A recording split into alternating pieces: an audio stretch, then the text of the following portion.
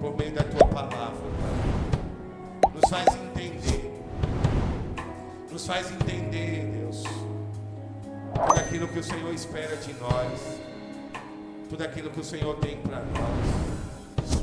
Que essa noite nós possamos nos levantar para ser a resposta de milagres na vida de outras pessoas, Pai. Que sejamos a resposta que tantos, que o mundo tem esperado. E que por meio da Tua palavra, a Tua palavra que é lâmpada para os nossos pés e que é luz para os nossos caminhos, nós sejamos edificados e possamos colocar em prática, Pai, tudo aquilo, Deus, que o Senhor nos trará essa noite. A Ti todo o reconhecimento desde já. Em nome de Jesus. Quem concorda diz amém. Amém. Aplauda ao Senhor, que é o teu milagre.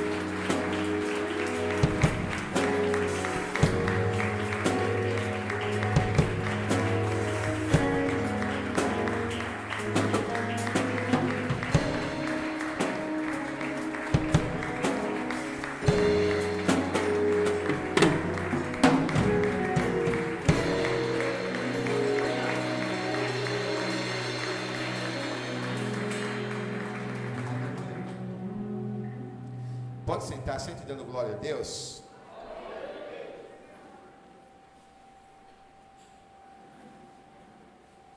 Então, essa canção é poderosa demais, né? Essa canção foi um refrigério de Deus para minha alma, para minha vida. E é a música que eu mais escutei esse ano. E o Senhor, Ele é aquele Deus provedor, é aquele Deus que nos sustenta, que nos responde. E eu sempre costumava responder às pessoas, porque eu sempre vivi, irmão, por meio da fé. Eu vivo da fé. Certa vez a gente estava na casa de um casal de pastores, amigos nossos, que vocês conhecem. A gente estava... Não, minta, a gente não estava lá, ele estava aqui.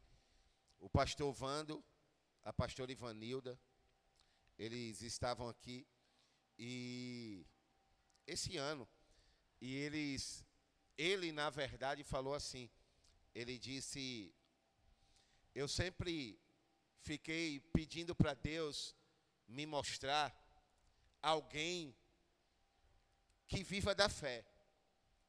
E eu pedi respostas a Deus e Deus me respondeu. Aí ele disse assim, olhando para mim, para a pastora, ele disse, eu conheço alguém que vive da fé.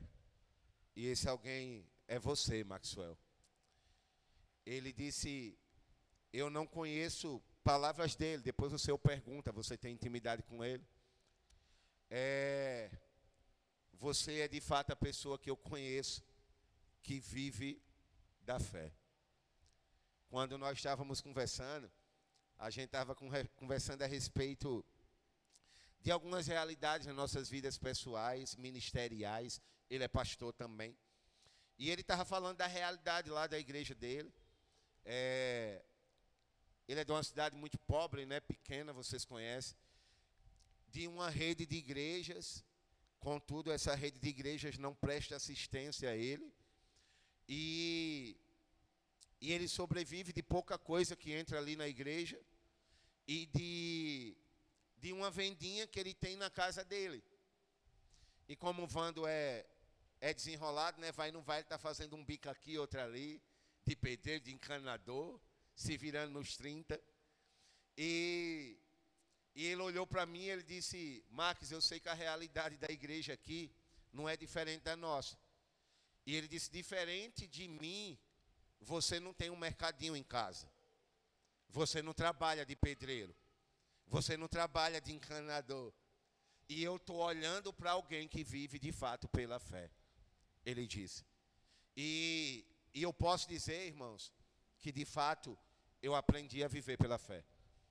E Sempre quando algumas pessoas me perguntavam determinadas coisas, por exemplo, a gente está no meio de alguma enrascada, de algo muito difícil, as pessoas sempre me perguntavam, e agora, como é que vai ser?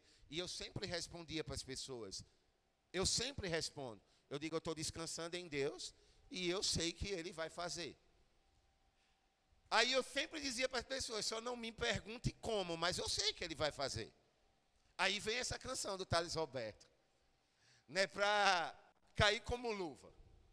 Eu não sei como Ele vai fazer, mas eu sei que vai ser perfeito. Porque tudo que Deus faz é perfeito. E eu tenho aprendido a viver dessa maneira. Deus é aquele Deus que Ele jamais nos deixa, irmãos, desamparados. Ele tem sempre resposta. Ele tem sempre milagres para cada um de nós. Em momentos que você não vai nem entender, mas Ele vai estar agindo, porque todas as coisas cooperam para o bem daqueles que amam a Deus. Você crê? Diga amém. Estou trazendo essa palavra só para animar a tua fé. Deus é aquele Deus que, quando uma porta se fecha aqui, Ele abre outra ali, mas Ele não vai deixar você morrer. Ele não vai deixar você perecer. Ele não vai deixar você passar necessidade, porque Ele tem o melhor para você. Quem está entendendo, diz amém. Quando portas se abrem, é um milagre de Deus entrando em ação na sua vida. Então, receba isso em nome de Jesus. Então, nós vamos dar continuidade àquilo que nós iniciamos ontem. O avançar na visão, né? A gente iniciou ontem a gente falou sobre liderança, ontem a gente falou sobre célula, e a gente tinha 3 assuntos para falar, né, dentro do Na Visão, que é para a gente retornar às nossas células, porque nós já vamos retornar às nossas células. Então, como ontem a gente falou de liderança, ontem a gente falou de célula, hoje a gente vai estar encerrando, falando sobre discipulado. Esses 3 fatores são os fatores determinantes para toda a igreja, que é uma igreja em célula. E nós, Avançar, somos uma igreja em células. E toda igreja em célula ela precisa de liderança, ela precisa de células, de lares abertos, e dentro das células, dentro da igreja, a igreja, para sobreviver, se manter forte, ela precisa de discipulado. E discipulado é um assunto totalmente bíblico. Discipulado não é invenção de ninguém, a não ser do próprio Deus. Foi Deus quem inventou e quem instituiu o discipulado. E a gente vê isso em toda a Bíblia. Discipulado é fator determinante na Bíblia. Discipulado foi fator determinante na igreja de Atos dos Apóstolos, na igreja primitiva, na igreja das cartas que Paulo escreveu. Discipulado sempre foi algo real. Discipulado faz parte da grande comissão que Jesus deixou. Então, discipulado é totalmente bíblico. E discipulado, irmãos, é algo que, se eu quero viver de conformidade com a palavra, eu preciso viver também o discipulado. Olha só, irmão, o que eu estou te falando aqui é algo muito importante. Se eu quero viver de conformidade com a palavra, eu tenho que viver todos os princípios que a palavra traz. E um dos princípios é o discipulado. Se eu não estou vivendo o discipulado, está faltando alguma coisa em mim. Então, eu tenho que me inserir dentro dos princípios das Sagradas Escrituras. Tem vezes que a gente busca viver uns e deixa de viver outros. Quando na Bíblia, irmãos, a gente tem que seguir tudo aquilo que o Senhor nos pede. E um dos princípios, uma das doutrinas bíblicas é o discipulado. O discipulado, ele começa no evangelismo, mas depois do evangelismo vem o discipulado. E a gente vai entender isso minuciosamente essa noite. O que seria discipulado? Muito se fala sobre discipulado, mas pouco se entende de discipulado. Então, vamos lá. O que seria discipulado? Se você for pegar a essência da palavra discipulado, discipulado vem de discípulo. Discípulo significa aluno, aprendiz, ou alguém, claro, que está aprendendo alguma coisa com alguém. Discípulo é um aluno, um aprendiz, alguém que está aprendendo com alguém. Discípulo. Quando a gente pega essa palavra discipulado, a palavra discipulado traz exatamente essa ideia de alguém que é mais maduro na fé e que está ensinando alguém menos maduro na fé alguma coisa. Alguém que é mais maduro na fé, que está ensinando algo na caminhada a alguém que é menos maduro na fé.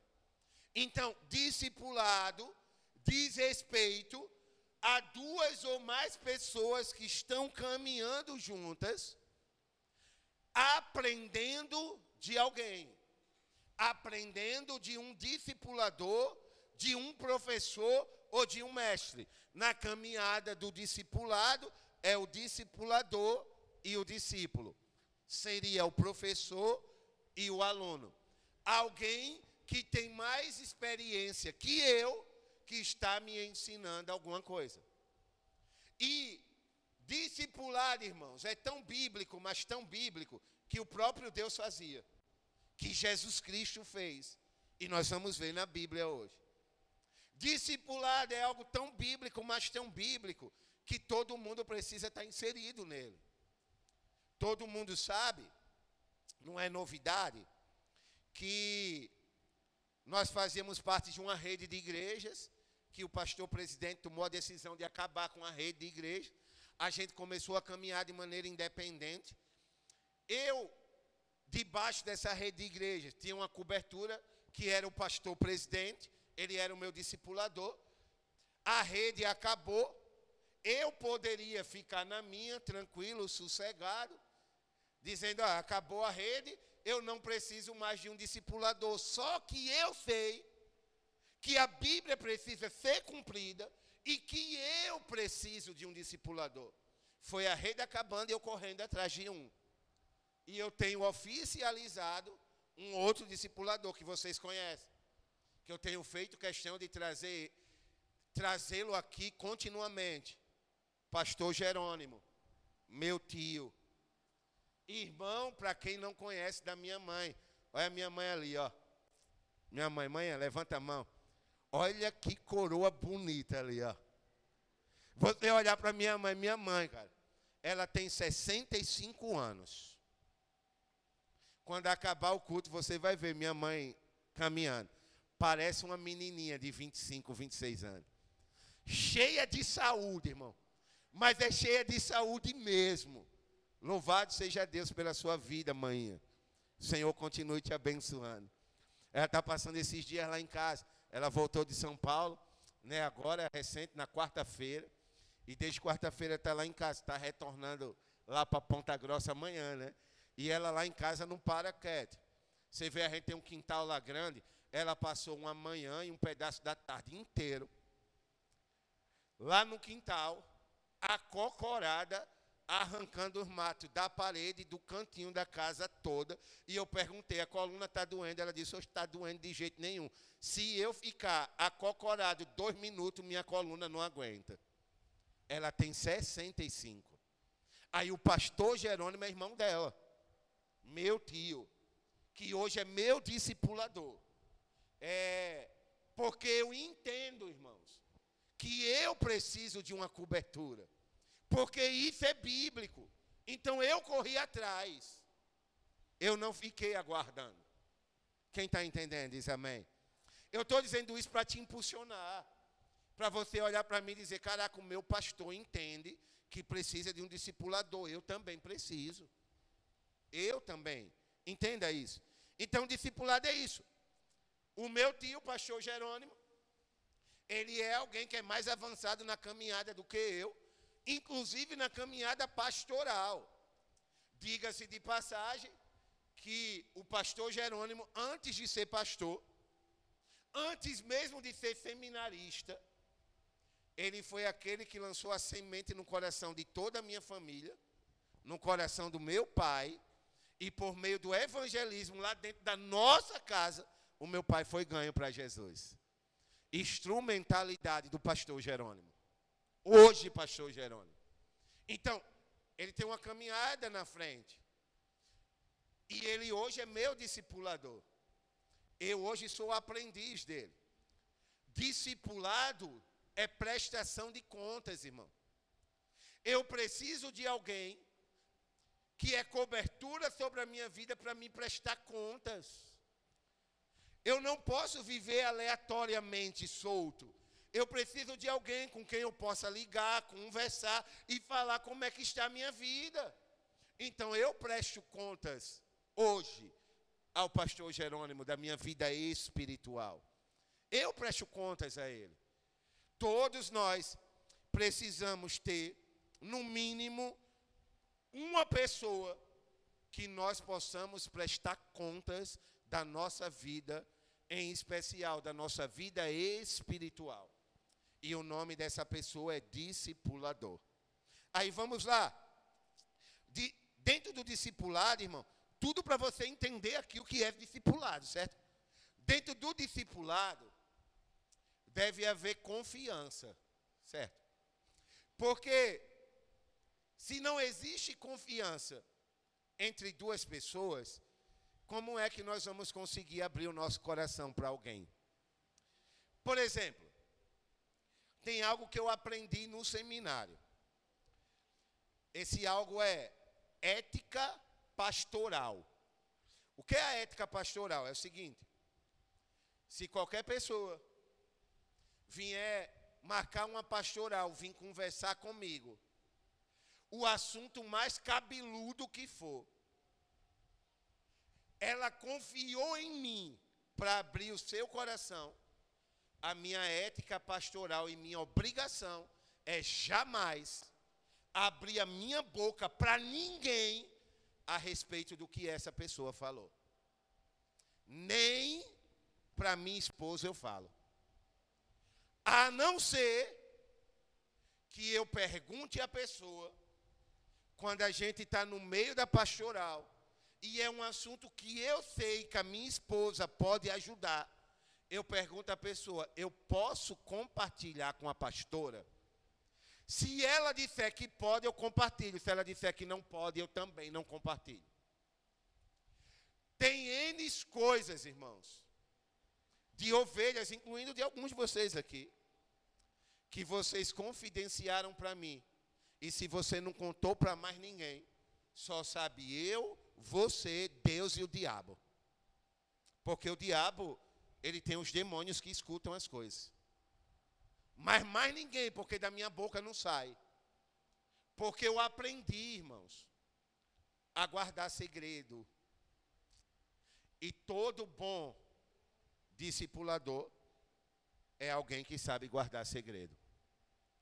Quem não sabe guardar segredo, irmão, não é um bom discipulador. Diga-se de passagem que se um dia, isso é bem lógico, se um dia você vem ter uma pastoral comigo, eu sou teu pastor, certo? Humanamente falando, abaixo de Jesus. Um dia você vai ter uma pastoral comigo. Vamos lá pensar, a irmã Lúcia. A irmã Lúcia vem ter uma pastoral comigo. E a irmã Lúcia vai e conta algo da vida dela, que é segredo e ela não quer que ninguém saiba. E ela conta só para mim. E daí a pouco tem 2 pessoas sabendo. Tem 3 pessoas sabendo. Daí a pouco a igreja toda está sabendo. Irmão, porque basta um assunto cabeludo chegar no ouvido de um fofoqueiro que a igreja inteira fica sabendo. Aí a irmã Lúcia vai e me confidencia. E daí a pouco está todo mundo sabendo, irmão. No coração da irmã Lúcia vai gerar o quê? Eu não confio mais no pastor. Porque eu falei esse assunto para ele, agora todo mundo está sabendo. Quebrou a confiança, ela nunca mais vai ter uma pastoral comigo. Ela estava confiando em mim, eu acabei com a confiança dela, e ela nunca mais vai querer falar nenhum segredo para mim. Talvez ela nem encontre uma outra pessoa para abrir mais o coração. Por quê? Porque ela ficou tão decepcionada com o pastor que ela acha que se for abrir o coração para outra pessoa, a outra pessoa também não vai ser de confiança e vai fofocar. Tem gente, irmãos, que não se abre com ninguém, porque um dia ela confiou seu segredo a alguém e esse alguém quebrou a confiança dela. Aí essa pessoa, algumas delas, estão inclusive dentro das igrejas, da nossa inclusive, e não consegue abrir o coração para ninguém, porque um dia teve a confiança quebrada. Olha a importância, irmão, do discipulado. Um dia, você se tornar um discipulador sobre a vida de alguém, e esse alguém começar a abrir o coração para você, entenda, é porque esse alguém confia em você, e você não tem a obrigação, nem o dever, e nem a missão de quebrar a confiança dessa pessoa. Porque ela está confiando em você. Isso é discipulado. Quem está entendendo, diz amém. O discipulado, irmãos, ele é importante, porque quando nós temos alguém da nossa confiança, que nós podemos conversar, prestar contas, a gente sabe que na caminhada cristã, a gente não está caminhando sozinho. O discipulado nos ajuda a não caminhar sozinho. Porque caminhar sozinho é ruim, irmão. Alguém certa vez já disse, ninguém sabe de fato de quem é essa frase, tá? Que eu vou repetir aqui. Atribuem a frase a muita gente, mas ninguém sabe de fato a quem pertence essa frase. A frase é, abre aspas, eu quero que você pegue bem direitinho. Sozinho chegaremos mais rápido. Contudo, acompanhados chegaremos mais longe. Sozinho chegaremos mais rápido. Acompanhados chegaremos mais longe. E isso é fato, irmão. Se eu quiser caminhar sozinho, eu posso até chegar mais rápido, em um determinado limite. Mas eu só chego mais longe quando eu caminho acompanhado.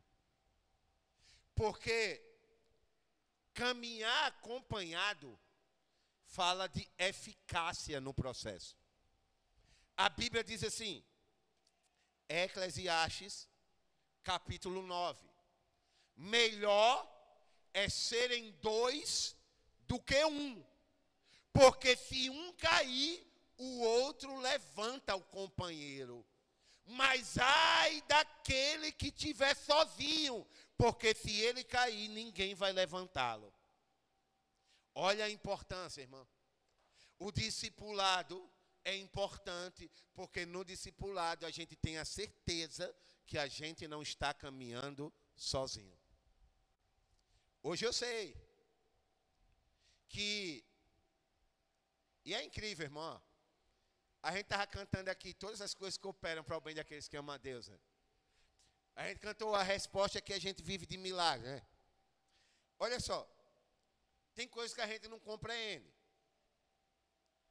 Mas depois as coisas começam a trazer luz para você. Hoje, por exemplo, hoje, eu e a pastora, tanto eu quanto a pastora, numa caminhada recente, Claudevão. Eu e a pastora, a gente tem uma certeza absoluta de que a gente pode abrir o nosso coração para o pastor Jerônimo e saber que ele está pronto para nos ajudar, nos incentivar e nos ajudar a alcançar os nossos sonhos e objetivos.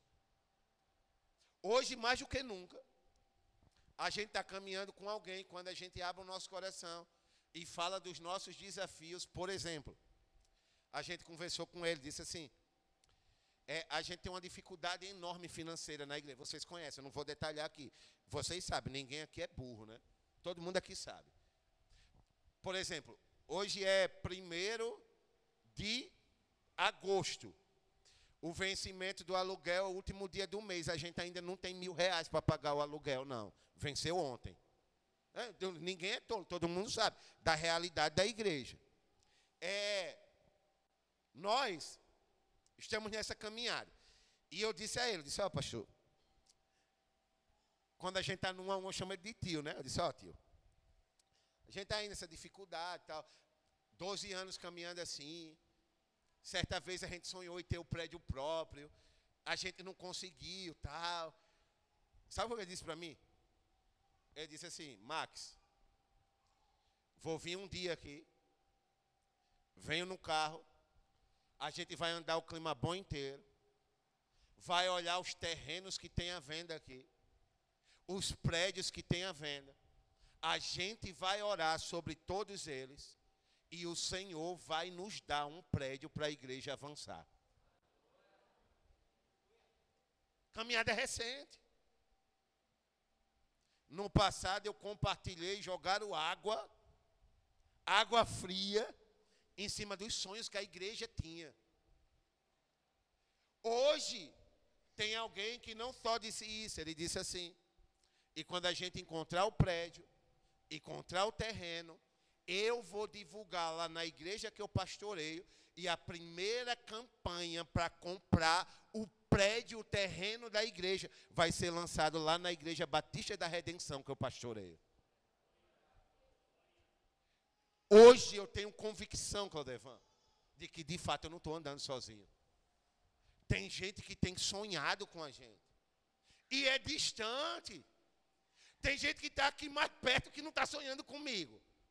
Mas tem gente lá distante, está sonhando. E está dizendo, a gente vai conseguir. Ele é meu discipulador, irmão. Claudevan, cobertura sobre a minha vida. Se ele está dizendo que a gente vai conseguir, é porque a gente vai conseguir. Quem crê, diz amém. Eu peguei a palavra, eu disse, vai. Ele é discipulador. Olha a importância, irmãos, da gente caminhar com alguém do nosso lado. Caminhando a dois, a gente chega mais longe. E esse é o desejo do Senhor para as nossas vidas. Aí, ó, discipulado. A gente vê em toda a Bíblia, irmão. Eu posso dizer para você com muita objetividade. Se discipulado é duas pessoas caminhando juntas, onde uma pessoa mais madura na fé, ou mais madura na caminhada, não é na idade, irmão, é na fé. Mais madura na caminhada, mais madura na fé, ou mais madura na visão, está ensinando, instruindo alguém menos maduro. Se discipulado é isso, sabe onde eu vejo o primeiro discipulado na Bíblia? Lá no Jardim do Éden. Deus discipulando Adão. O próprio Deus, ele vinha e se relacionava individualmente com Adão, fortalecendo Adão, ajudando Adão e demonstrando para Adão que Adão não estava sozinho. Quem está entendendo diz amém. Aí você sai do Éden, que é o discipulado mais importante, né, cara? Por exemplo, todos nós hoje caminhamos com o Espírito Santo dentro de nós. Quem crê diz amém. Só que Adão tinha o privilégio de conversar com o próprio Deus, cara. Deus estava aqui com Adão. Deus falava com Adão. Adão ouvia a voz de Deus. A gente sai do Éden e eu poderia dar vários exemplos. Eu quero me deter em alguns. Para a gente ir para um texto bíblico. A gente vê, por exemplo, durante toda a caminhada do povo de Israel, no deserto. Todo mundo conhece a história. O povo de Israel ficou cativo 430 anos no Egito. Deus usou Moisés para libertar o povo. O povo precisava chegar primeiro em Jericó, para depois conquistar a terra de Canaã, certo? A caminhada, irmão, do Egito até Jericó, não duraria, irmão, não duraria um mês. Não duraria um mês.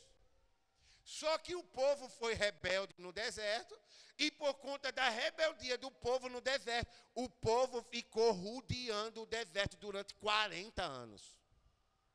40 anos, o que era para ser gasto um mês. 40 anos, por conta da rebeldia.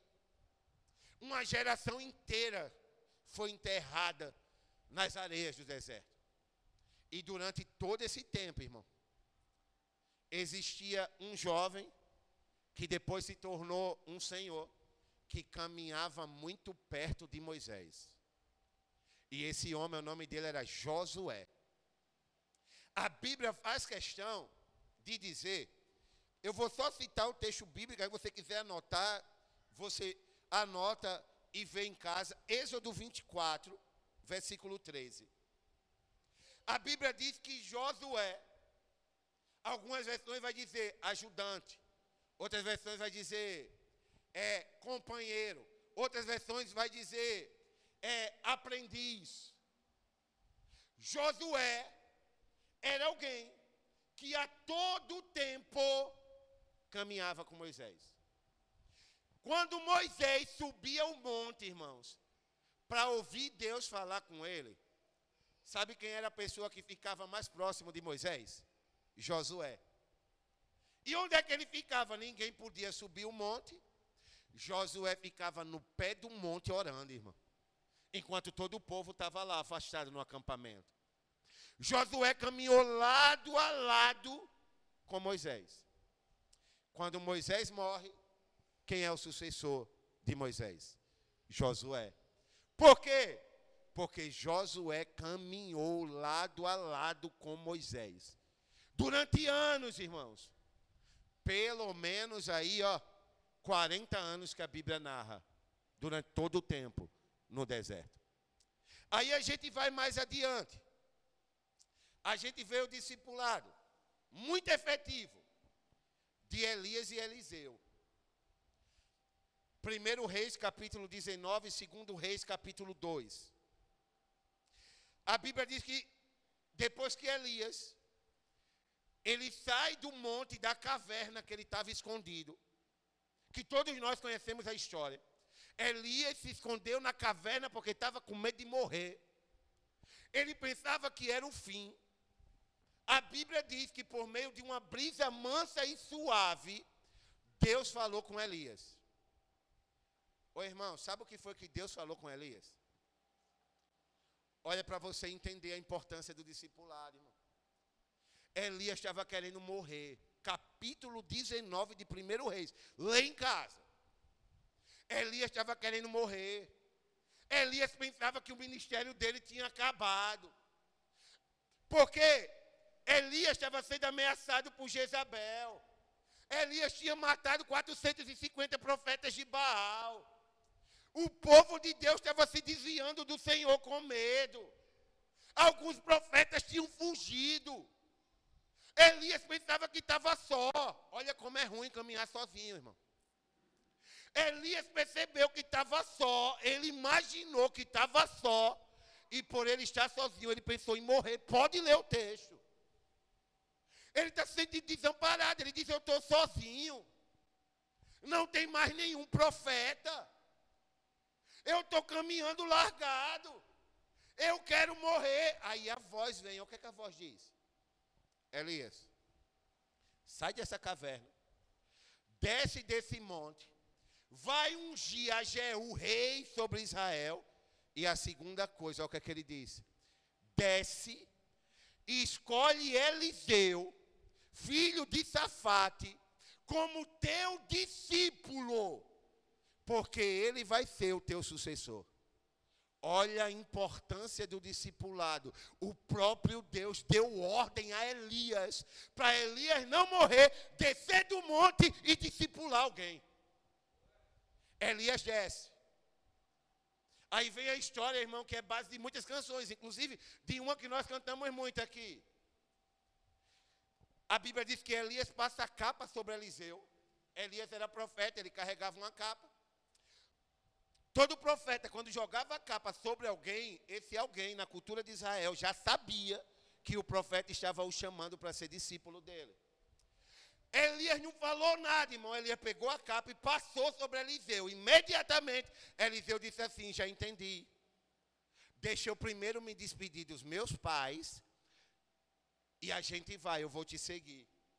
A Bíblia diz que ele estava com a 12ª junta de bois do seu pai. Ele sacrifica aqueles bois, pega a carroça, queima a carroça é queimada, o boi é assado em cima, irmão, da lenha da carroça, sacrifica ao Senhor, todo mundo come, Eliseu sai como discípulo de Elias.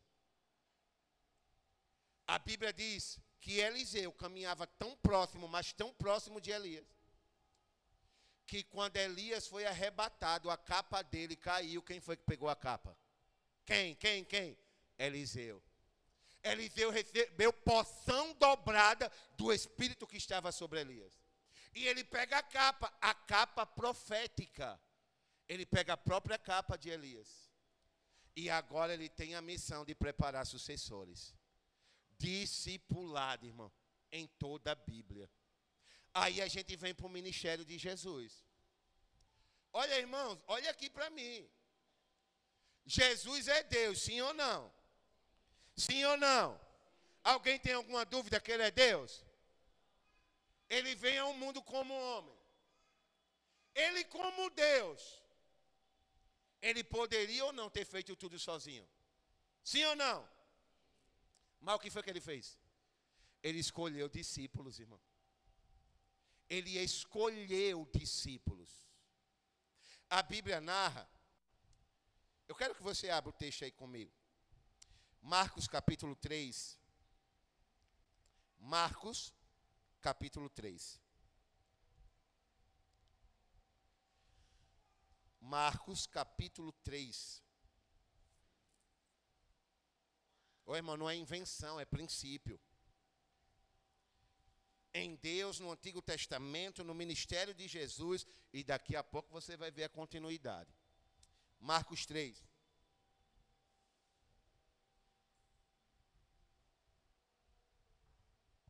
Quem encontrou, diga glória a Deus.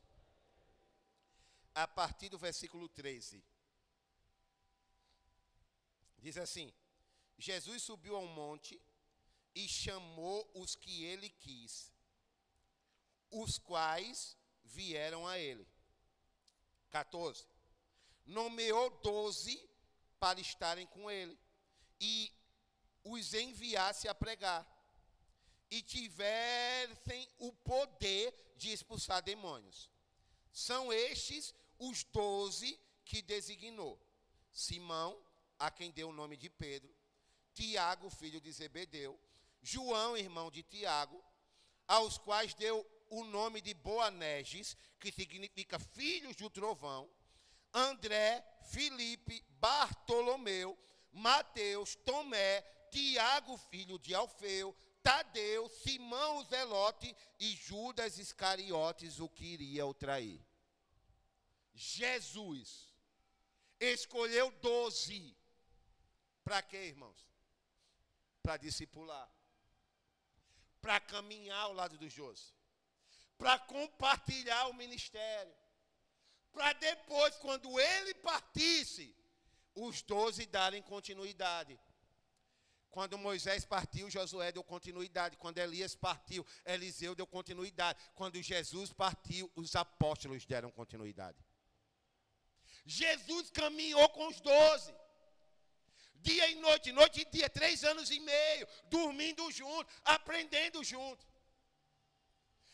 A Bíblia deixa claro, irmão, que do meio dos 12, Jesus tinha 3 mais próximos, que era Pedro, Tiago e João. Pedro, Tiago e João participaram de momentos que os outros não participaram.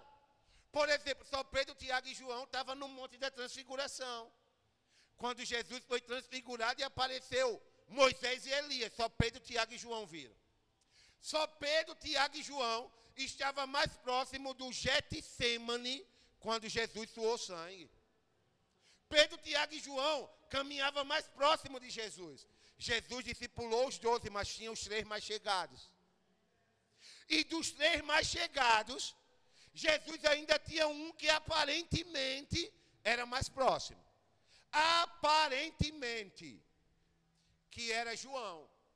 Por que a gente diz aparentemente, irmão? Porque a Bíblia não enfatiza isso. Mas a Bíblia diz, apenas nesse momento, que na noite da Santa Ceia, quando Jesus estava falando que no meio dos 12 tinha um traidor, Pedro olhou para João, porque João estava perto de Jesus, e Pedro diz assim, a Bíblia diz que Pedro fala ao discípulo que Jesus amava, que estava reclinado no peito de Jesus. E a Bíblia diz que Pedro diz, pergunta quem é o traidor, e João pergunta. A Bíblia diz o discípulo a quem Jesus amava. Por que eu digo a Bíblia não diz exatamente isso, irmão? Porque eu tenho uma interpretação. A minha interpretação é a seguinte, no grupo dos 12, existia todo tipo de personalidade, certo? Como nós aqui, ó. E no meio da gente aqui, tem gente que é mais carinhosa, tem gente que é menos carinhosa. Tem gente que é mais amável, tem gente que é menos amável.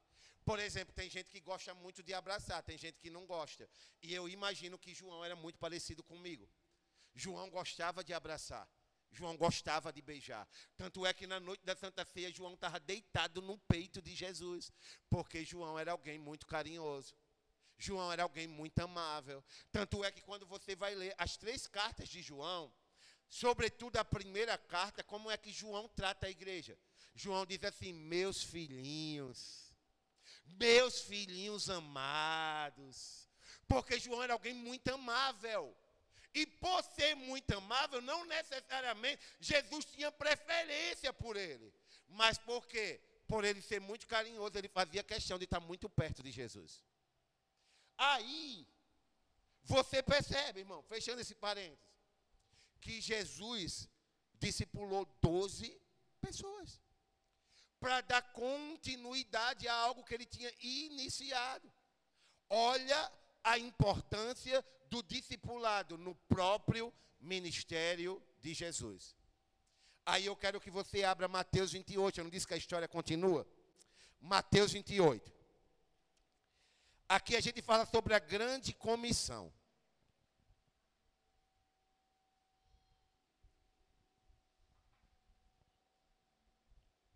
Mateus 28. A partir do versículo 18. Vocês conhecem o texto. Mateus 28, a partir do 18. Diz assim: chegando-se Jesus, falou-lhes, dizendo: é-me dado todo o poder no céu e na terra. Portanto, ide, olha só, façam discípulos de todos os povos, batizando-os em nome do Pai, do Filho e do Espírito Santo, ensinando-os a obedecerem todas as coisas que eu vos tenho ordenado, e certamente estarei convosco todos os dias, até a consumação dos séculos. Diga amém. Qual foi a ordem de Jesus aqui? Tem muita gente que se confunde. Tem gente, irmão Sérgio, que acha que Jesus aqui disse assim: vão e façam novos decididos. Jesus não disse isso aqui. Jesus disse: vão e façam discípulos. Fazer novo decidido é fácil. Fazer discípulo é difícil. Fazer novo decidido, irmão, basta você estar no meio de uma multidão e você perguntar quem quer entregar a vida a Jesus. Um monte de gente vai entregar a vida a Jesus, porque o povo está com sede de Jesus. Aí, geralmente, a gente faz assim, o povo entrega a vida a Jesus, entregou, agora é com ele a sorte. E a gente não faz mais nada por ele. Olha o que é que Jesus ensina. Jesus dá um caminho aqui. E, irmãos, a gente não precisa ser professor de português para interpretar esse texto aqui de maneira clara, não. A gente não precisa ser doutor em linguística para entender isso aqui, não. Jesus deixa muito claro. Jesus está dando uma sequência. Jesus diz assim, ó: vão, façam discípulos de todas as nações. Amém? Ele não para por aí. Ele disse: batize-os em nome do Pai, do Filho e do Espírito Santo. Amém? Ele não fica por aí. Ele diz, e ensinem a guardarem todas as coisas que eu vos ensinei. Olha o processo aqui, irmão. O Senhor não está mandando fazer novo decidido, Ele está mandando fazer discípulo. Olha o processo, olha como é simples, irmão. A gente ganha alguém para Jesus. A gente leva esse alguém ao batismo. E depois que essa pessoa é batizada, a gente continua ensinando essa pessoa.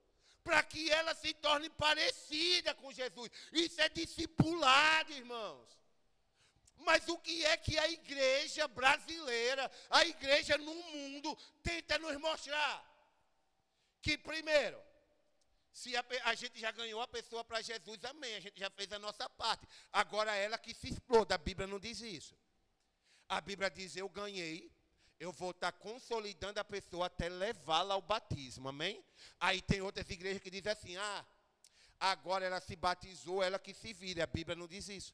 Jesus disse, depois que batizar, em nome do Pai, do Filho e do Espírito Santo, continue ensinando. Continue ensinando. Isso é discipulado. Continue acompanhando a pessoa. Continue ao lado dela. Olha só, vou fazer 21 anos de conversão, irmão. 12 anos como pastor. Eu preciso de alguém sobre a minha vida, me acompanhando, o meu discipulador. O processo é esse. Fazer novo decidido é fácil, porque muita gente não quer o discipulado. Porque dá trabalho. Dá trabalho ensinar as pessoas, irmão. Dá trabalho você estar do lado da pessoa. Dá trabalho você passar a Bíblia para a pessoa individualmente. Dá trabalho. E quem é que quer? Quase ninguém. Por isso que é mais fácil. A gente, já ganhei ele para Jesus, ele agora que se vire. Tem gente que ainda diz assim. Por exemplo, ganha a pessoa na rua, ganhou para Jesus teoricamente, e ainda diz assim, procure uma igreja evangélica que você desejar. Nunca mais viu a pessoa, não sabe se a pessoa foi para alguma igreja, mas ele diz, eu fiz minha parte. Jesus não está mandando fazer novo decidido. Ele está mandando fazer discípulos. Aí o pastor Eiber, ele dá uma comparação que eu acho extraordinária para esse momento. O pastor Eiber diz que a igreja brasileira está acostumada a fazer assim. Olha como é forte. Eu já partilhei isso aqui, eu acho que umas 2, 3 vezes. O pastor Eiber diz que, porque quando a gente ganha alguém para Jesus, a gente diz que esse novo convertido, ele é um bebê espiritual, não é? Ele está numa nova vida, ele está começando agora o processo espiritual. Aí olha o que o pastor Eiber diz. A igreja brasileira, ela ora, ela faz propósito, faz campanha, faz de tudo para ganhar pessoas para Jesus. Aí a igreja brasileira ganha pessoas para Jesus. Aí vamos imaginar, a gente ganha o João. Ganhou o João para Jesus, aleluia. A gente orou, foi para isso, aí o João veio. Aí agora o João, ele é um recém-nascido espiritual. E todo mundo aqui sabe, a Raio Josué tem uma bebê, tá ali, ó. A Ayla. A Dani tem um bebê, o Pedrinho está em casa. Olha a Ayla ali. Raio e Josué sabem que a Ayla precisa do cuidado deles. Porque sem o cuidado da Raio e do Josué, a Ayla não consegue sobreviver. A Ayla precisa de mamadeira. Ela precisa tomar banho. Ela precisa tomar água. Ela precisa se arrumar. Como ela é bebê, ela não consegue fazer isso sozinha. Pais desnaturados, o que é que eles fazem? Desnaturados.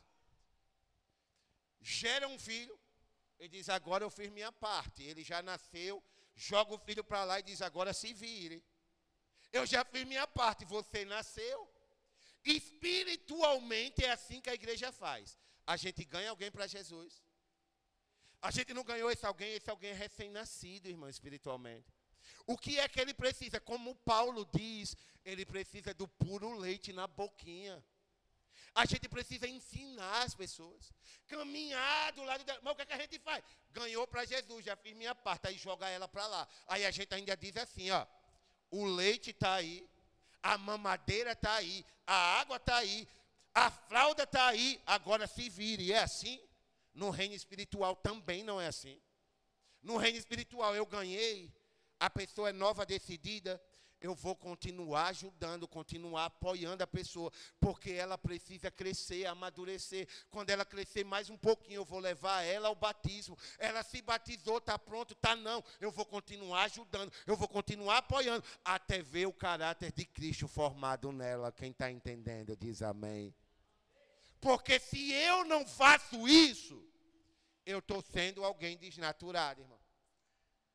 Achando que eu fiz meu papel porque eu falei de Jesus para alguém. Não foi isso, não. Para que foi que Jesus veio para o mundo, irmão? Seria muito fácil. Jesus é Deus, ele só vinha. E onde tivesse doente, ele estender a mão, está todo mundo curado.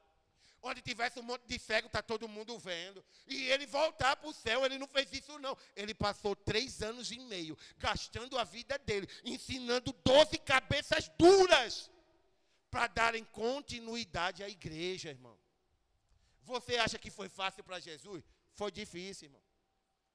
Imagina que é 12 pessoas. Você já foi líder de célula. Você já participou de uma célula. 12 pessoas são 12 cabeças diferentes. Tem gente que dá mais trabalho do que a outra. Tem gente que é difícil demais. Jesus passou 3 anos e meio investindo em 12 pessoas. Era gente incrédula igual Tomé. Era gente impulsiva igual a Pedro. Era gente ladra igual a Judas. Era gente revolucionária. Era gente que parecia até ser amável, né? Que nem João. Parecia até ser amável. E João e Tiago, certa vez, disse assim para Jesus: Jesus, esse povo está tão rebelde. Permita que a gente peça que Deus mande fogo do céu e destrua essa cidade inteira, ó. 12 cabeças duras. E Jesus investiu nas 12. Aí ele não fez? Qual foi a ordem dele agora? Porque a gente não pode mandar alguém fazer aquilo que a gente não faz, irmão. Jesus primeiro fez e depois mandou fazer. Jesus diz: olha, agora eu estou voltando para o Pai, a responsabilidade é de vocês. Vão e façam o mesmo. Façam discípulos, batizem e ensinem. E eu vou estar com vocês. Quem está entendendo diz amém. Aí o que é que acontece quando Jesus parte, irmão? A igreja passa a fazer exatamente o que Jesus ensinou. Leia o livro de Atos. A igreja começa a evangelizar. A igreja começa a ganhar multidões para Jesus. Na primeira pregação de Pedro, irmão, é 3.000 pessoas que se convertem. 3.000 pessoas são batizadas. 3.000 pessoas entram na igreja. E eles começam a serem acompanhados, amados, discipulados. Aí a Bíblia diz que no capítulo 9, Danilo, me ajuda aqui já. No capítulo 9, um homem chamado Saulo tem um encontro com Jesus, certo? Saulo vai, tem um encontro com Jesus. Jesus aparece no caminho para Saulo. Saulo está indo para Damasco com recomendação dada dos seus superiores, irmãos, para prender cristãos, matar cristãos. Paulo está indo em direção a Damasco. A Bíblia diz que no caminho, um resplendor de luz vem na direção de Saulo. Saulo cai do cavalo. E uma voz vem daquela luz e diz assim: Saulo, por que tu me persegues? Saulo, duro é para ti recalcitrar contra os aguilhões. A Bíblia diz que Saulo fica 3 dias sem ver. Saulo se converte naquela hora. Saulo fica recluso numa casa. A Bíblia diz que no 3º dia Ananias vai lá. Ananias ora por Saulo. A Bíblia diz que cai umas escamas dos olhos de Saulo. A Bíblia diz que Saulo agora começa a enxergar. E a Bíblia deixa isso claro, irmão, a partir do capítulo 10 de Atos, que agora o perseguidor da igreja passa a ser perseguido. Porque Saulo agora se converte com muita paixão. E ele começa a falar de Jesus para todas as pessoas. Ele começa a testemunhar do encontro que ele teve com Jesus. As pessoas começam a serem ganhas para Cristo. Saulo era alguém muito inteligente. E por Saulo ser inteligente, ele era alguém que falava vários idiomas. A Bíblia diz que não ia. Paulo estava discutindo com os gregos. Discutindo mesmo, porque todo novo decidido, olha irmão, estou falando novo decidido de verdade. Não é novo decidido que diz que é novo decidido e não é. Novo decidido de verdade, quem se converte de verdade, no início da caminhada é alguém chato. Ele quer falar de Jesus para todo mundo que ele encontra.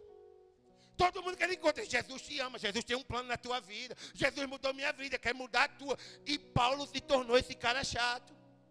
Paulo começou a falar de Jesus para todo mundo. Paulo discutia com as pessoas na praça, irmão. Sabe o que foi que a igreja fez? A igreja percebeu que Paulo estava dando problema, Saulo ainda, e a igreja deu uma viagem de ida para ele, só de ida. Saulo, volta para a tua cidade, sai de Jerusalém, vai para Tarso e fica para lá. Porque tu está dando dor de cabeça, gente. Porque Paulo estava dando dor de cabeça. Se você for ler o texto, era motivo dos apóstolos se reunir com Paulo e dizer: Paulo, para de fazer isso. Paulo, tu está arrumando intriga. Porque Paulo estava arrumando intriga por amor a Jesus. Ele era um novo decidido. E a igreja não entendeu o que é que a igreja tinha que fazer com Saulo naquele momento. Botar Saulo embaixo do braço, discipular Saulo. Saulo, olha, faz assim, faz desse jeito. Mas a igreja condenou Saulo, a igreja mandou Saulo embora, irmão. Pode ler o texto. Saulo vai para Tarso. Saulo está esquecido. No livro de Atos. Ele está esquecido, irmão. Até que a Bíblia diz, chegam os rumores nos ouvidos dos apóstolos, que em uma cidadezinha chamada Antioquia, estava existindo um grande avivamento. Muita gente estava sendo ganha para Jesus. E estava precisando de pastor lá naquele lugar. Os apóstolos se reúnem. E os apóstolos enviam um homem chamado Barnabé. E Barnabé vai para Antioquia. A Bíblia diz que Barnabé está em Antioquia, irmão. Eu quero só dar referência para depois em casa você ler, tá? Barnabé vai para Antioquia. Isso em Atos capítulo 11. Quando Barnabé está em Antioquia, que ele vê todo aquele avivamento, Claudevan. Um monte de gente sendo ganha para Jesus. O povo falando de Jesus, a cidade toda sendo ganha. Alguns expositores bíblicos dizem que Antioquia, nessa época de Atos dos Apóstolos, foi o maior avivamento que aconteceu na época dos apóstolos. Maior até do que em Jerusalém. Antioquia toda sendo ganha para Jesus. E Barnabé lembra lá em Antioquia, ele lembra de Paulo. Paulo estava esquecido, irmão. A igreja tinha mandado Saulo embora. E Barnabé lembra. Barnabé diz: Saulo pode me ajudar aqui. Eu vou atrás de Saulo. A Bíblia diz, irmão, que Barnabé sai de Antioquia, vai até Tarso. Dias de viagem a pé. Vai até outra cidade só para se encontrar com Saulo, irmão. Ele não foi para Tarso. Isso é de arrepiar, irmão. Barnabé não foi para Tarso à procura de uma multidão lá em Tarso. Ele investiu dias de viagem. Ele foi atrás de uma única pessoa, irmão. Investia em uma única pessoa. Em Saulo. Ele chega em Tarso, encontra Saulo, fala do avivamento que está acontecendo em Antioquia. Saulo volta com Barnabé para Antioquia. Barnabé se torna o discipulador de Saulo. Saulo se torna o maior missionário que a igreja conheceu. Tem o nome mudado para Paulo. Ô irmão, porque o nome dele foi mudado? É porque o significado de Paulo é melhor do que Saulo? É não, irmão. Saulo tem um significado extraordinário. Saulo significa alguém muito desejado, ou alguém que foi muito pedido a Deus em oração. E Paulo significa pequeno, baixinho.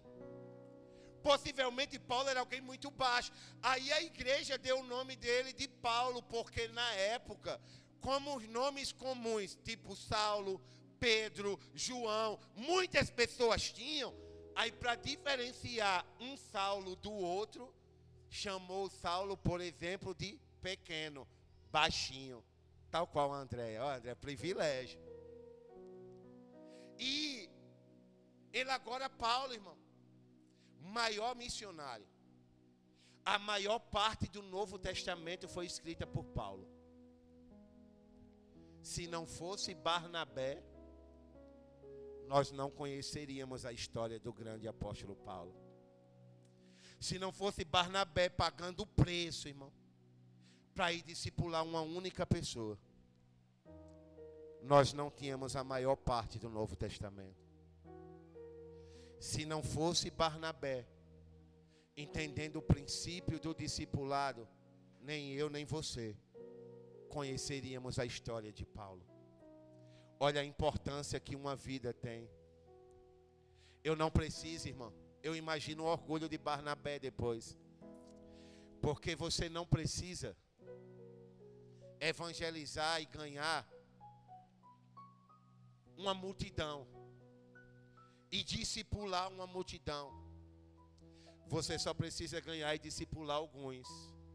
E é provável, recebe essa, que no meio desse alguns que você ganhar e discipular, vai ter pessoas que vai ganhar multidões para Jesus. E se eles ganharem multidões para Jesus, a coroa também vai ser colocada na tua cabeça, porque foi você que ganhou essa pessoa e discipulou essa pessoa. Imagina o coração de Barnabé, olhando tudo que Paulo se tornou. Aí eu lembro da história. Não sei se você conhece a história. A história do homem que ganhou Billy Graham para Jesus. Ele era um pastor do século passado, século 20. No início da década lá de 1900. Ele foi conhecido por ter ganhado milhares e milhares de pessoas para Jesus. E certa vez alguém pergunta para ele: o que é que você acha do seu ministério? Quantas pessoas você imagina ter ganho para Jesus? Se você for estudar a biografia dele, irmão, de quem ganhou o Billy Graham para Jesus, calcula-se que mais de 1 milhão de pessoas ele ganhou para Jesus. Ele sozinho. Aí perguntaram a ele: e o que você acha desses números? Você consegue calcular? Ele diz assim: eu só posso lhe dizer uma coisa. Eu não sei ao certo quantas pessoas eu ganhei para Jesus, mas eu sei que eu ganhei, isso é de arrepiar, o maior ganhador de almas que esse mundo vai conhecer. No meu ministério eu ganhei o Billy Graham. E o Billy Graham, para quem conhece de igreja, é o maior ganhador de almas que o mundo já viu do último século. Ele faleceu agora há pouco. E o pastor dele ganhou milhares. Mas olha a profundidade. Eu ganhei o Billy Graham. E o Billy Graham ganhou milhões para Jesus. Em suma, se no meu ministério eu ganhar e discipular um Billy Graham, eu vou partir para Jesus muito feliz. Porque eu sei que o meu legado vai continuar. E milhões de pessoas vão se entregar a Jesus. Não ache que você tem que ganhar milhares, milhões. Ganhe as pessoas que você for capaz de ganhar. Cuide das pessoas que você conseguir cuidar. E quem sabe no meio delas estará um apóstolo Paulo, um Billy Graham da vida, e você vai olhar no fim da sua vida e vai dizer assim: combati o bom combate, acabei a carreira, guardei a fé.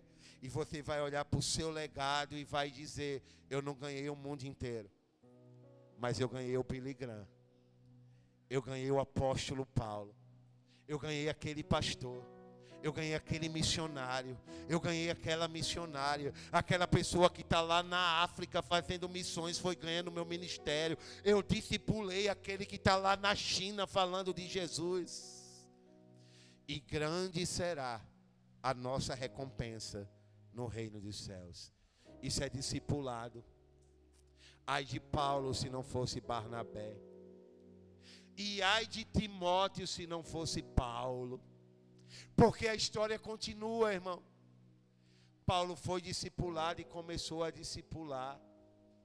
Paulo escreve a segunda carta a Timóteo, capítulo 2, verso 2, ele diz assim: Timóteo, meu filho amado, tudo aquilo que você viu, ouviu e aprendeu de mim, transmita a outros homens que vão transmitir a outros. Cadeia de discipulado que não termina. Paulo escreve a Tito, diz: meu filho amado. Você vai ver o legado de Paulo, você vai ver quantos discípulos ele fez. E nós precisamos seguir esse exemplo, irmão. E agora concluo o ministério de louvor, dizendo que nós estamos começando a viver um novo momento na nossa igreja. Retorno das células, igreja voltando para a visão. E uma das visões nossa é o discipulado. E a gente vai começar a voltar a viver o discipulado. E nessa noite eu peço que no seu coração seja gerado o desejo de ganhar pessoas e de cuidar de pessoas. E quem sabe o Senhor não nos coroa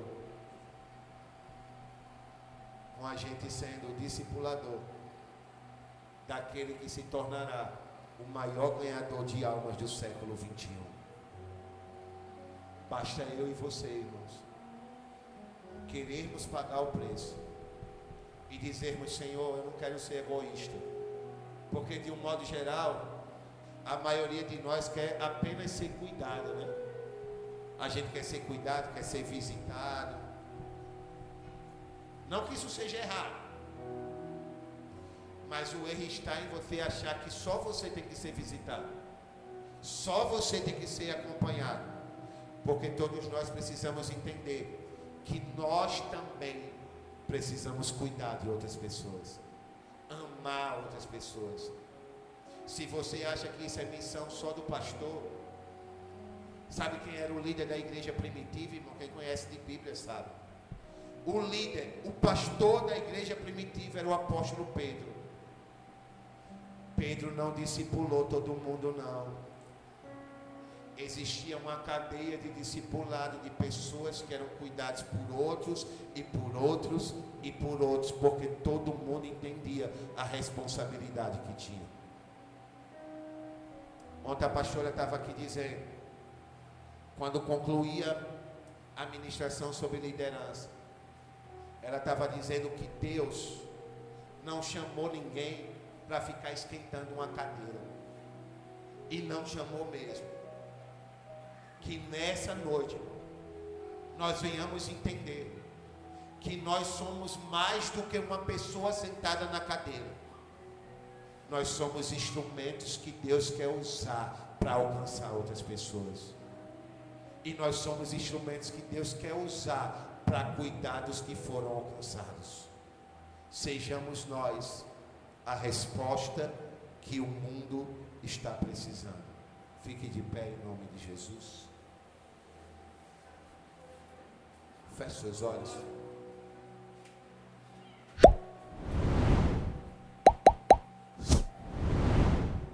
Eu te faço esse pedido. Você vai fechar os seus olhos. E se assim você sentir no seu coração, você vai se colocar à disposição do Senhor. E você vai dizer: Senhor, eu quero não apenas ser o evangelista que vai alcançar alguém, mas eu quero também ser o discipulador que vai cuidar de alguém. Eu quero me tornar alguém responsável na casa do Senhor. Diga isso para o Senhor. Entrega o seu coração, entrega a sua vida. Seja um Barnabé, seja um Moisés, seja um Elias, seja parecido com Jesus. Se torne ganhador e cuidador de pessoas. Aí eu já quero aguçar você. Terça-feira no Tadel, nós vamos esmiuçar como é que vai funcionar o nosso discipulado a partir de agora. E eu desafio você a, se possível for, desfazer da tua agenda na próxima terça-feira e estar aqui para começar esse processo de revolução no meio da nossa igreja. E ser você o instrumento que Deus vai usar. Se disponha ao Senhor a partir de agora. E terça venha aprender como vai funcionar. Se assim você desejar, coloca a mão no seu coração.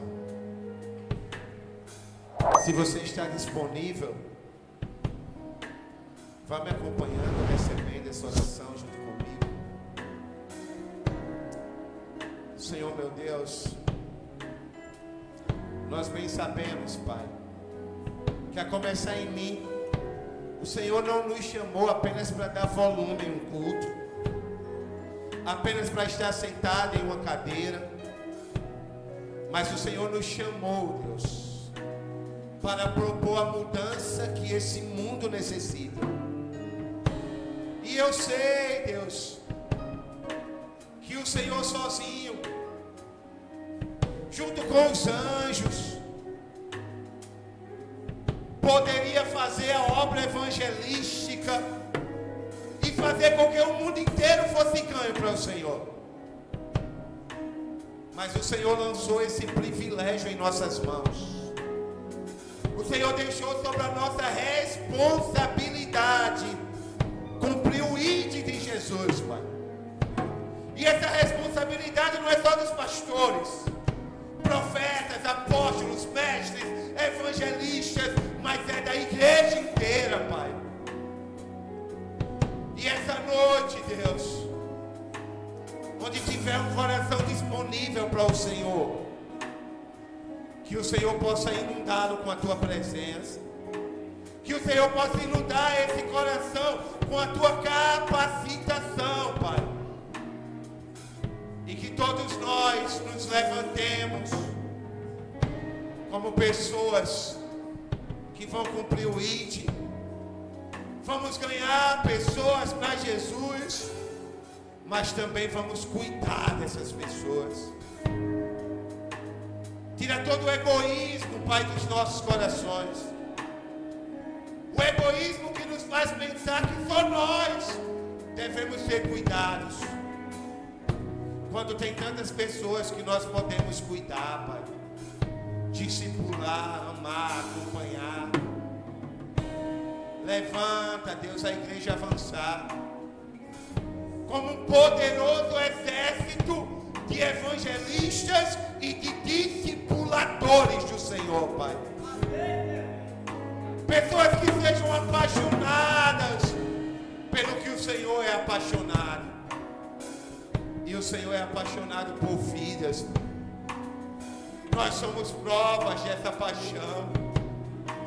O Senhor não apenas morreu na cruz para que nós fôssemos novos decididos, mas o Senhor continua investido em nós para que sejamos os melhores discípulos possíveis.